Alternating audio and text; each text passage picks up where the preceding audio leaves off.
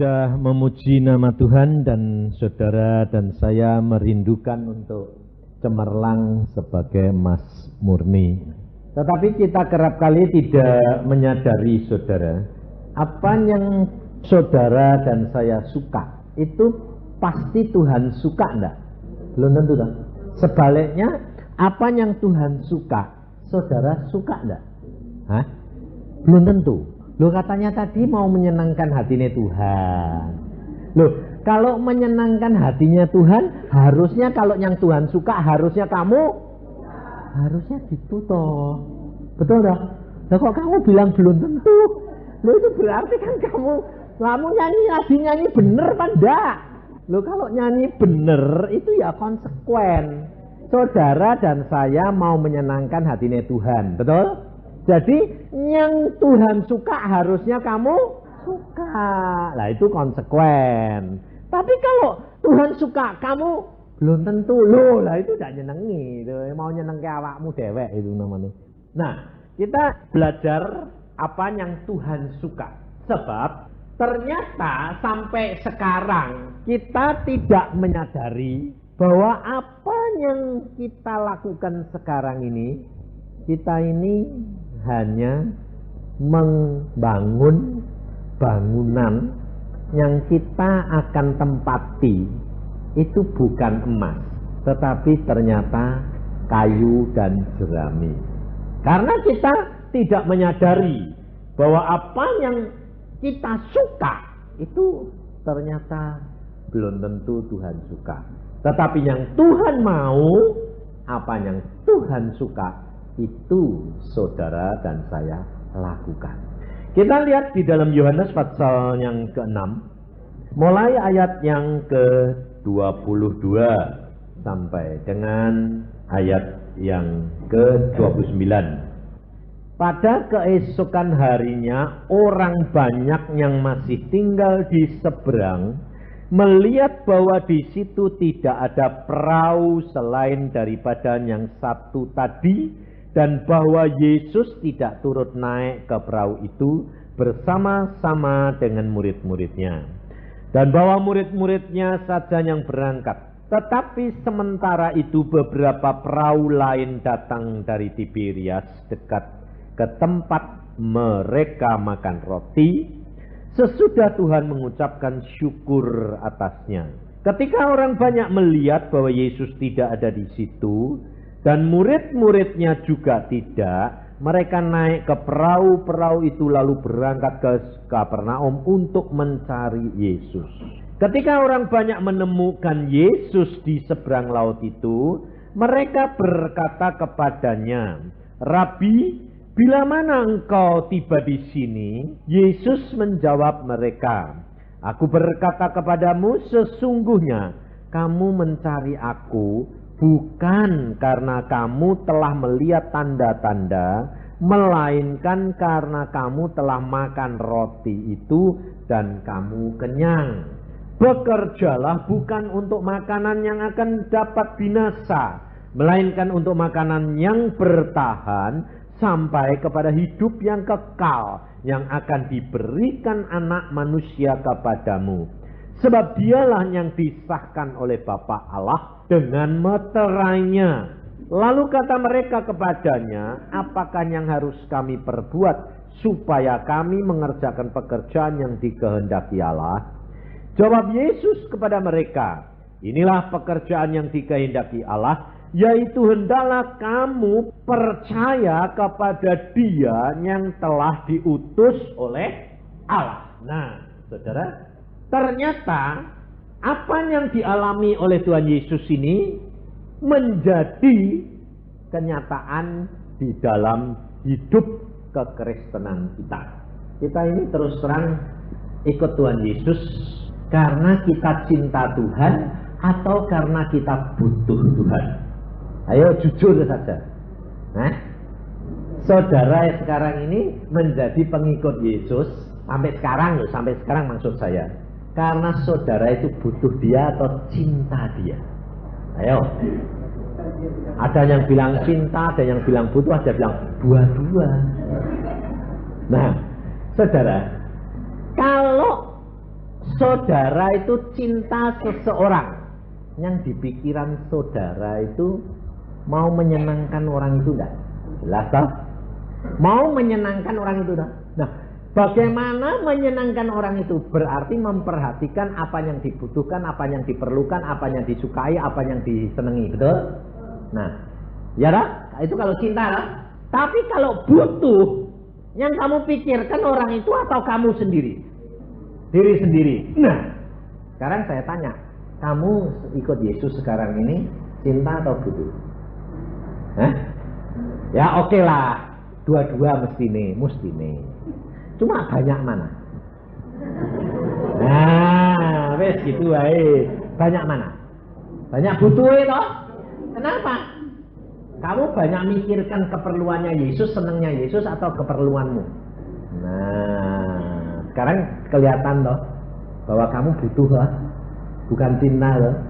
Ya cinta Pak 10%. Tapi butuhnya 90. Nah, saudara, kira-kira kalau saudara kayak Yesus, saudara menginjil, saudara membuat mujizat, saudara memberkati roti, terus kemudian rotinya itu dimakan orang banyak, terus kemudian banyak orang yang ikut saudara, ribuan, ini yang ikut Tuhan Yesus ribuan. Kamu seneng enggak? Jujur, seneng enggak? Seneng. Ya toh, kamu seneng enggak? Ternyata Tuhan Yesus seneng enggak? Hah? Loh, kamu tadi baca enggak? Hah? Tuhan Yesus seneng enggak? Hah? Enggak. Karena Tuhan Yesus ngomong gini, kamu ini sebetulnya cari aku bukan karena kamu ini melihat tanda, tetapi karena kamu makan roti dan sampai. Sebabnya apa saudara? Tuhan Yesus tuh tahu orang ini cari Yesus. Yesus itu perkataannya dapat menghibur, dapat menguatkan. Setelah itu dia tidak usah kerja. Kalau waktu makan dikasih makan. Jadi enak enggak ikut Yesus? Enak. Makanya kamu ikut. Makanya banyak orang Kristen enggak mau berjuang, enggak mau usaha, oh ikut Yesus.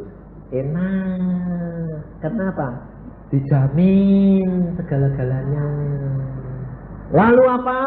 Berkelimpahan. Sehingga ternyata orang Kristen jadi pemalas. Dari batu sandungan. Maka dari itu saudara, kita harus perhatikan apa yang Tuhan itu suka. Yang Tuhan suka, saudara dan saya bekerja untuk makanan yang sampai kepada hidup yang kekal. Tuhan mengatakan apa yang kamu lakukan, kerjakan pekerjaan yang sampai kepada hidup yang kekal. Berarti pekerjaanmu itu tidak terbakar. Ya toh? Dan saudara perhatikan, kita nanti sampai ke surga, kita punya rumah enggak? Hah? Punya rumah toh? Punya. Tapi rumahnya itu semua bahannya dikumpulkan, dilaksanakan pembangunan itu selama saudara di sini atau nanti kalau sudah saudara pulang? Nah, perhatikan. Rumahmu di surga itu dibangun sementara saudara di sini. Berarti kalau nanti kamu sudah mati, pembangunannya berhenti tidak? Berhenti. Perhatikan. Sebab Alkitab berkata, setiap orang dibalas menurut perbuatannya. Perbuatannya di mana? Di dunia. Makanya kalau orang sudah mati bisa direparasi enggak? Enggak bisa. Makanya kalau saudara berdoa untuk orang mati bisa ngubah enggak? Enggak bisa. Kenapa? Alkitab sudah berkata, setiap orang dibalas menurut perbuatannya selama di dunia ini. Jadi kalau sudah mati tidak bisa diubah. Karena sudah dalam dunia kekekalan. Nah, kita perhatikan. Saya tanya saudara. Saudara bangun di sana, kepengennya pakai apa? Mas toh? Tadi nyanyi kan Mas. Pengennya emas, permata, gitu toh. Tapi perhatikan, yang diartikan pembangunan itu emas, itu apa? Supaya saudara dan saya nanti tahu bahwa sementara ini yang kamu kerjakan, yang kamu kumpulkan, itu emas, jerami, atau kayu, atau permata. Supaya jangan sampai terlambat. Nah, ada seorang hamba Tuhan, dia kerja habis-habisan. Dia kerja giat luar biasa. Ini hamba Tuhan ini sampai sekarang masih hidup. Dia baru ketemu dengan saya. Dia berdoa banyak, dia bekerja banyak, dia menyampaikan firman banyak, dia melayani banyak. Tetapi balasannya orang-orang itu malah mencemooh dia, menggosipkan dia, malah ngomongin dia, malah mengecewakan dia. Akhirnya hamba Tuhan ini stres, sakit. Lalu di dalam kesakitan itu dia ngomel sama Tuhan. Nah, Tuhan, aku ini kerja setengah mati kayak begini kok balasannya orang kayak gitu. Lalu Tuhan tuh tanya, yang kamu kehendaki yang mana? Orang itu kamu doakan langsung sembuh, lalu orang itu mengucap syukur kepadamu, lihat mujizat, kamu tolong, lalu berterima kasih. Yang mana yang kamu ingin? Ya gitu lah Tuhan, aku sudah kerja setengah mati kok tidak ada hasilnya. Tuhan bilang, kalau hasilnya banyak, contohnya lihat di dalam Yohanes 6. Semua orang aku membuat mujizat, semua orang cari aku. Tapi Yesus berkata apa? Mereka mencari hanya karena roti. Itu orang-orang yang ikut Yesus yang karena roti ini, itu hasil itu kayu atau emas? Kayu, Tuhan berkata. Buktinya apa? Orang-orang itu ribuan datang kepada Yesus, lalu mereka berkata, Hosana, Hosana, Hosana. Betul? Tapi pada waktu Yesus di atas kayu salib, pada waktu Yesus mengangkat salib di tengah jalan, orang yang bilang Hosana, Hosana, orang Lazarus yang dibangkitkan dari orang mati, Petrus, Yohanes, Yakobus, di mana mereka?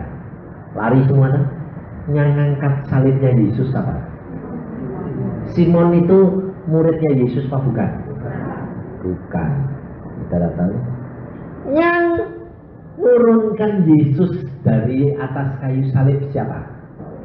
Yusuf. Yusuf itu terang-terangan muridnya Yesus apa bukan? Bukan. Yang memberi minyak-minyak rempah-rempah muridnya Tuhan pada? Bukan, Nikodemus. Yesus tanya, di mana orang yang sudah menerima mujizatku?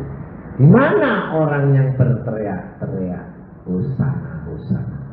Tuhan berkata, itu semua kayu yang apabila masuk di dalam api pencobaan gugur.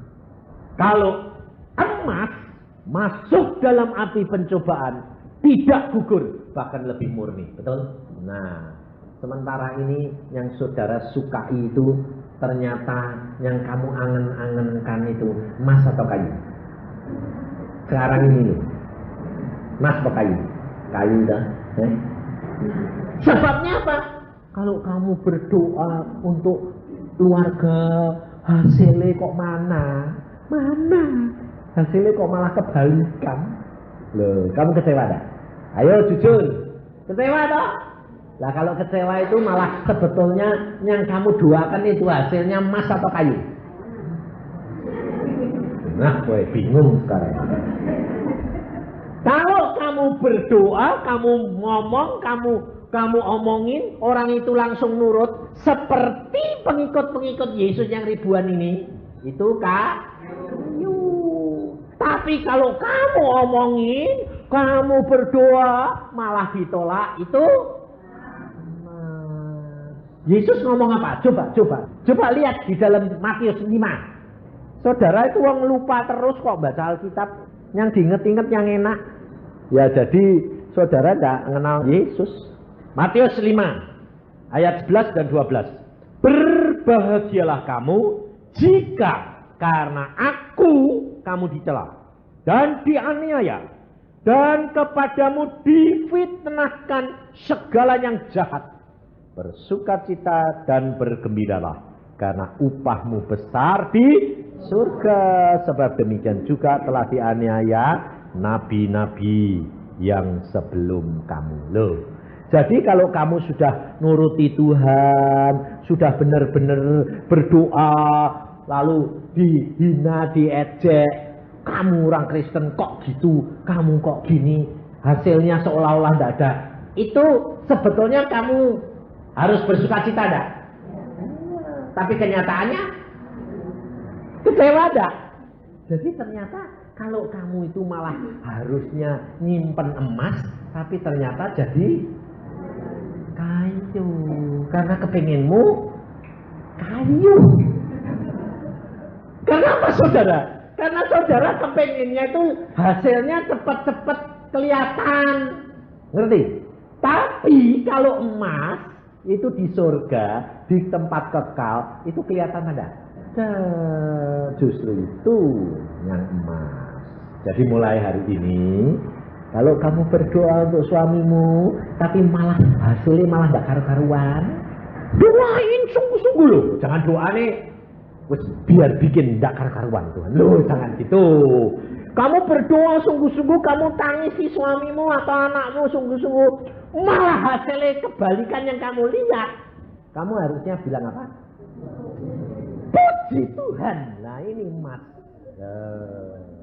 Ngerti tidak maksud saya? Sebab kamu itu percaya, iman itu percayakan sesuatu yang kelihatan atau enggak? Iya. Lah kamu kepengennya berdoa langsung kayak kesaksiannya Ivana tadi. Perhatikan. Ini kesaksian Ivana ini kamu perhatikan, dan apa yang saya khotbahkan ini kamu perhatikan. Ini tidak bertentangan. Hati-hati, perhatiin.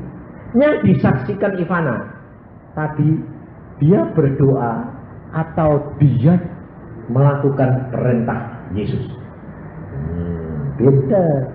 Kalau yang saya doakan, yang saya beritakan ini, saudara berdoa belum diperintah Yesus. Saudara berdoa karena kamu terbeban oleh suamimu, oleh anakmu, oleh saudaramu, oleh orang yang kamu kasih, kamu doa. Tetapi ternyata balasannya, ternyata hasil yang kamu lihat itu mengecewakan. Itu mas. Tapi kalau Ivana ini tadi bersaksi, perhatikan, dia dengar firman dulu. Kamu pergi ke sana, berdoa. Jadi, ngerti. Lain toh? Kalau Ivana yang saksi tadi, semuanya jadi karena firman. Tapi kalau kamu berdoa, hasilnya malah kebalikan daripada yang kamu lihat, itu malah ngerti? Jangan bingung. Ini saudara bedanya. Nah, karena apa? Karena kalau Tuhan sudah berfirman, itu bukan kamu, tetapi dia pribadi mau segera melaksanakan hal itu. Tetapi kalau saudara dan saya yang berdoa karena belas kasihan, Allah akan melaksanakan, tetapi Allah pun mau memberkati saudara. Nah, ngerti? Sebab apa?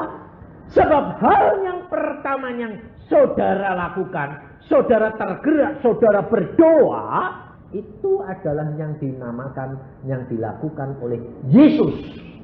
Yesus berdoa untuk manusia, Yesus mau mati untuk manusia. Tapi balasan manusia apa? Menyalibkan dia, menyakiti dia, menghina dia, meludahi dia. Dan Yesus berkata, justru itu emas. Kenapa? Karena Yesus berkata, kalau aku nanti mati, aku akan menarik semua isi dunia ini datang kepadaku. Ngerti, saudara? Maka dari itu, ini pelajaran kuncinya. Kita ini mau dibentuk oleh Allah. Nyanyian tadi, aku mau menyenangkan bentuk hatiku. Kita bukan mencari hasil, di dunia saja, tapi kita mencari hasil di surga dan di dunia. Jangan bodoh. Ada yang bilang, aku tidak mau hasil di dunia, aku cuma hasil di surga. Saya bilang, silakan. Saya tidak mau. Saya mau surga dan dunia. Tetapi harus hati-hati. Karena kita ini berjalan di dalam iman. Sebab firman Yesus berkata bagaimana? Cari dulu kerajaan surga serta kebenarannya, maka semuanya akan ditambahkan. Loh. Jadi di surga dan dunia. Makanya saya dua-dua nikmati. Tapi perhatikan, harus mata rohani dan telinga rohanimu tidak terpengaruh oleh apa yang ada di dunia. Ini yang sulit, saudara. Kita cari kerajaan surga serta kebenarannya, kita dapat upah di surga besar, tetapi di dunia nanti ditambahkan. Jadi kita kalau menginjil, perhatikan seperti yang Ivana tadi katakan, ini benar. Dia kalau sudah berdoa, tidak perlu dicek bagaimana ya hasilnya. Nah, tapi saudara kepengennya kalau sudah berdoa, kepengen lihat hasilnya. Pengen. Kalau sudah berhasil, baru hatinya lego. Itu kayu apa mas? Kayu. Nah, ya makanya. Saudara, kita jangan lihat hasil. Sebab iman itu tidak kelihatan. Percaya akan sesuatu yang tidak kelihatan akan menjadi satu kenyataan. Makanya saya terus terang, kalau saya sudah berdoa, saya tidak peduli hasilnya. Tidak peduli saya. Apapun. Saya datang ke rumah sakit. Diundang oleh dokter. Dokter ini bilang gini, Pak Yusa tolong doakan ibu saya. Ibu saya ini keadaannya sudah gawat. Di rumah sakit, dokter spesialis teman-teman bilang begini. Ini cuma tinggal malam ini. Mamahmu ini hidup. Dah dirawat, ditungguin, semua famili panggil. Karena malam ini nanti mau berangkat. Nah, saya diundang. Saya bilang, ada apa? Mama ini keadaannya gawat pak. Lah terus kamu mau apa? Semua famili sudah kumpul, kita sudah siap. Tapi pak, kita melihat mama itu kasihan. Wong mau mati kok gelisah, berontak terus sampai perlu diikat sama tempat tidur. Kan kasihan pak. Padahal dokter bilang jaringan otaknya sudah kacau, malam ini mati. Tapi matinya kayak gini ini masuk surga apa neraka? Ini dokter Kristen loh. Kira-kira kalau orang mau mati gelisah kayak gitu tuh menuju mana? Ya neraka. Surga itu enak tuh. Jadi ini manggil saya untuk apa? Pak tolong pak, dek mati ya mati ben cepet.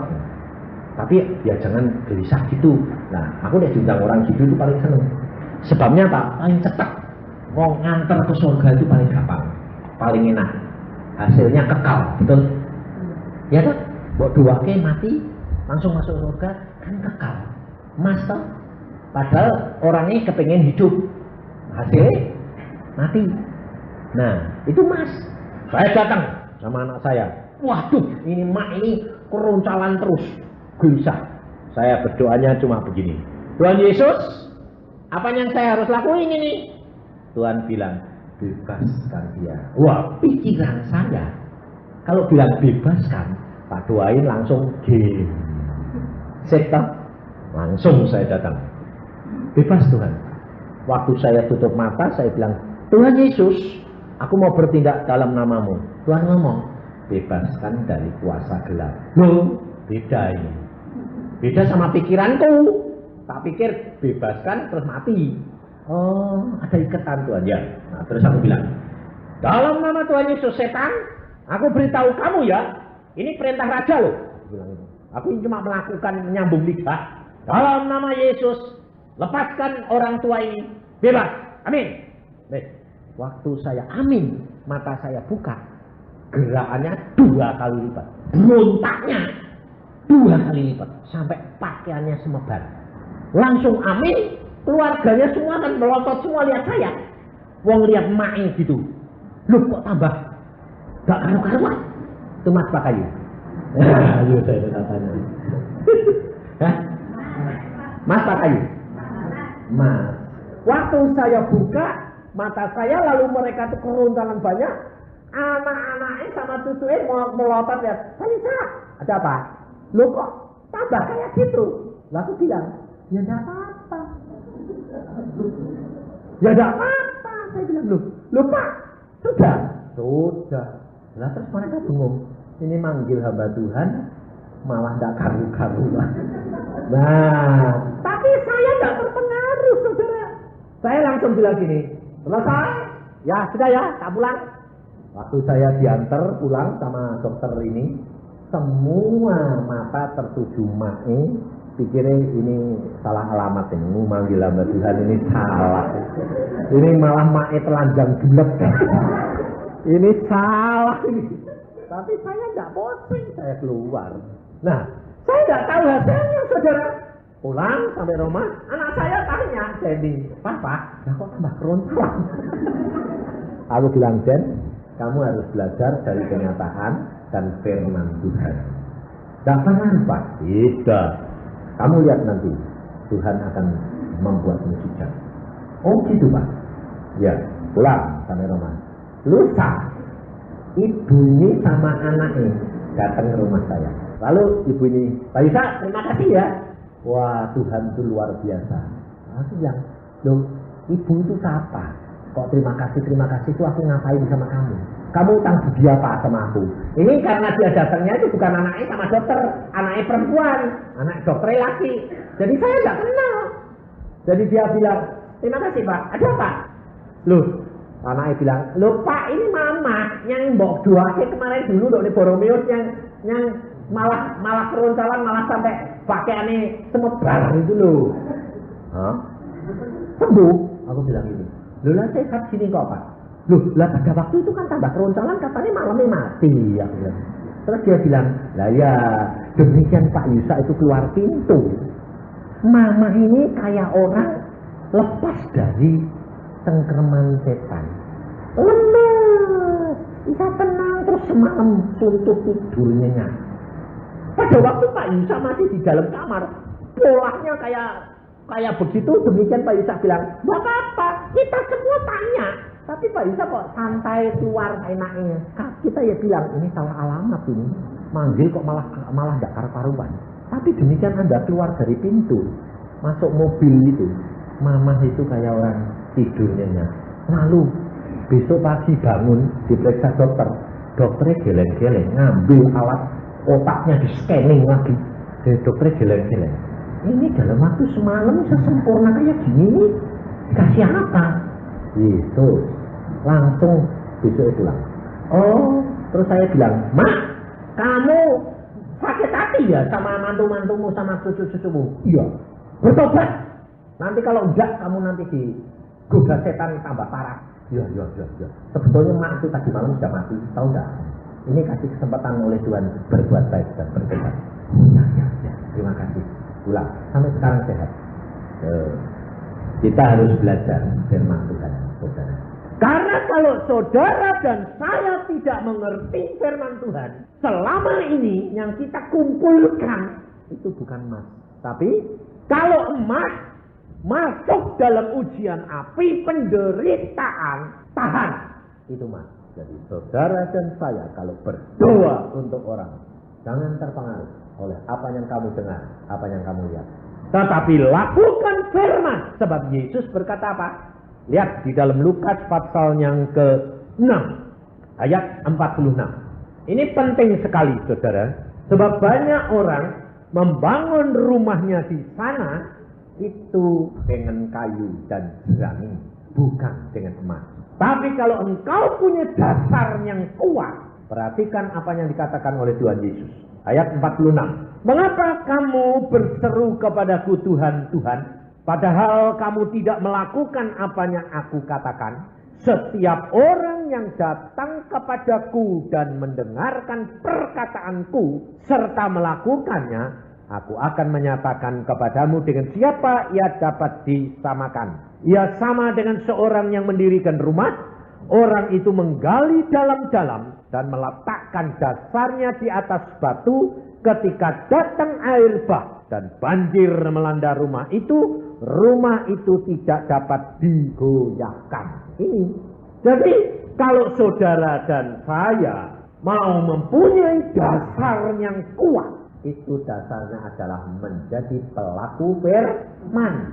Menjadi pelaku firman tidak terpengaruh oleh hasil yang kamu lihat dan dengar sementara di hadapanmu.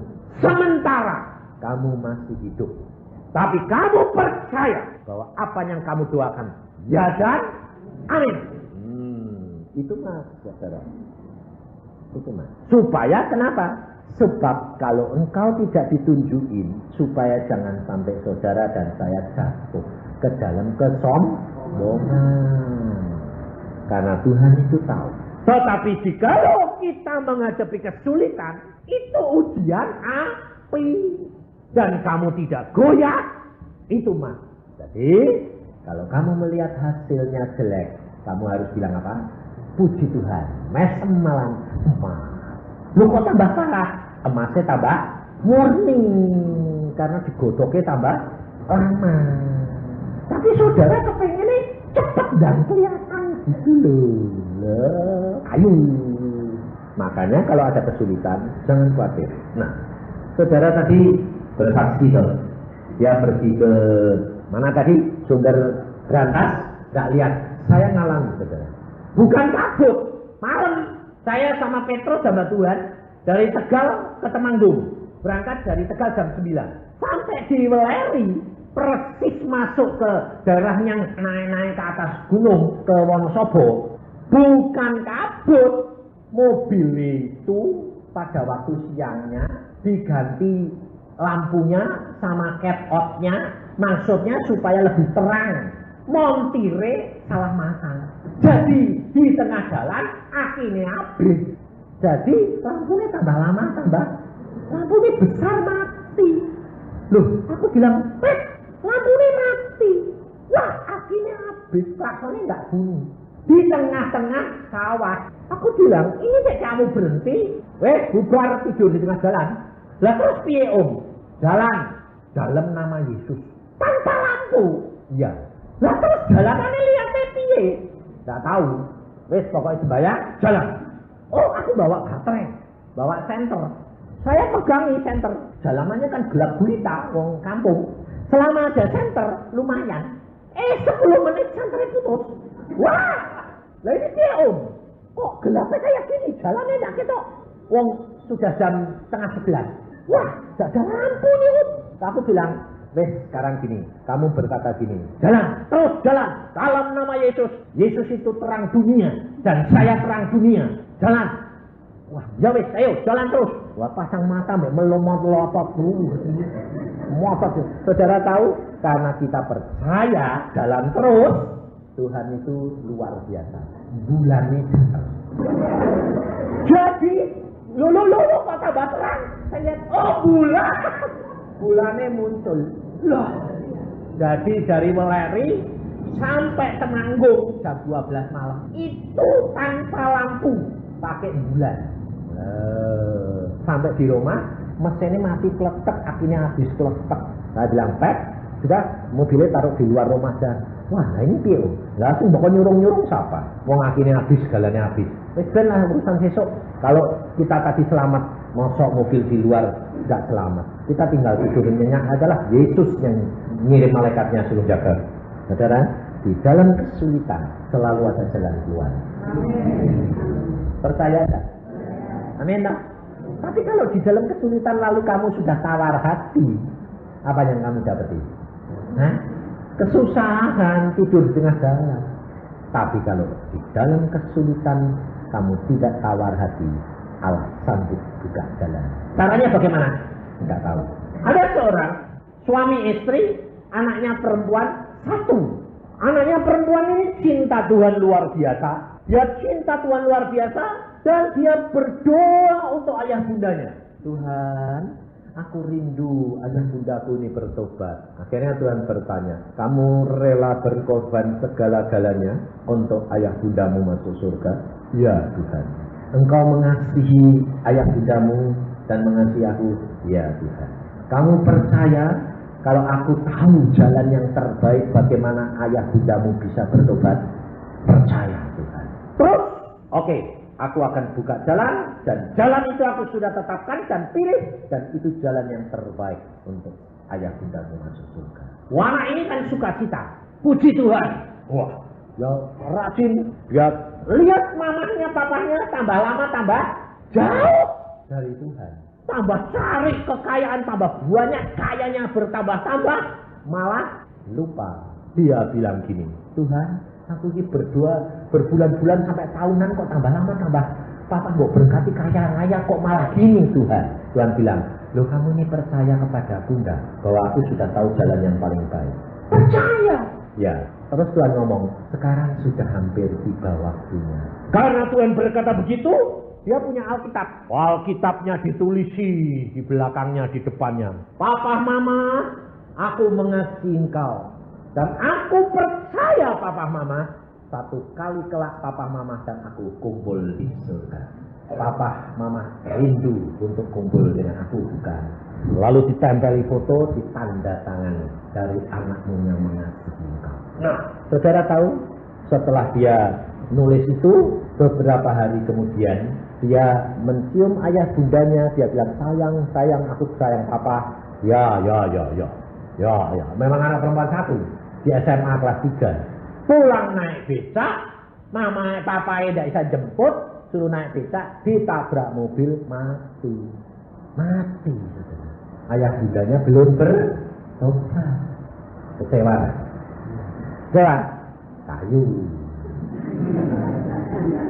Kayu lagi. Saudara ini tahu enggak rencana dan jalannya Tuhan pasti baik. Amin. Nah, kira-kira orang tuanya ini bisa bertobat enggak lihat anaknya malah mati? Saudara tahu? Dia pada waktu ngumpulin semua barang-barang anaknya, Alkitab ini di atas meja belajar anaknya. Lalu Alkitab ini dibuka oleh bapak ibunya dengan tangisan, dengan air mata. Waktu dibaca, dia bertanya, bukankah papa mama ingin berkumpul dengan aku? Papa mamanya menangis. Dia berkata, ya betul nak, aku mau ingin dan rindu berkumpul dengan engkau. Lalu ada suara, satu-satunya jalan, kau harus percaya Yesus. Tanpa percaya Yesus seperti anakmu, engkau tidak akan kumpul dengan anakmu di surga. Ayah bundanya hari itu datang mencari Yesus. Dan dia bertobat, dia dibaptis. Dia berkata, aku harus menjadi pengikut Yesus yang setia seperti anakku, supaya pada waktunya aku bertemu dengan dia. Jalanmu bukan jalan Tuhan, pikiranmu bukan pikiran Tuhan. Setiakah engkau? Percayakah engkau kalau rencana Allahmu itu indah? Tapi bukan yang kamu lihat, bukan yang kamu dengar. Tapi ucapkan syukur bahwa Allahmu merencanakan yang terbaik. Kita tidak bisa mengerti jalannya Tuhan. Kita tidak bisa mengerti pikirannya Tuhan. Tapi kamu dan saya harus percaya bahwa rencana Allah itu pasti baik. Biarpun hal itu pahit. Tetapi itu jalan yang terbaik untuk engkau dan saya. Sebab firman Tuhan sudah berkata, ucapkan syukur dalam segala perkara. Percaya bahwa Allahmu itu mengasihi engkau dan dia tidak mengendaki seorang pun binasa. Waktunya sudah amat singkat, saudara. Kita harus rela dibentuk. Jangan hanya memikirkan kayu, jangan hanya memikirkan apa yang di dunia ini, tapi pikirkan Yesus, karena dia mengasihi engkau dan saya. Engkau tidak akan dibiarkan terlantar, engkau tidak akan dibiarkan miskin, tapi Allah tahu jalan yang terbaik untuk engkau dan saya. Maka engkau akan mendapati, karena dia mengasihi engkau dan saya. Amin. Mari kita berdoa. Tuhan, firman-Mu sudah hamba sampaikan. Hamba tahu Engkau tidak akan menuntut anak-anak-Mu di tempat ini seperti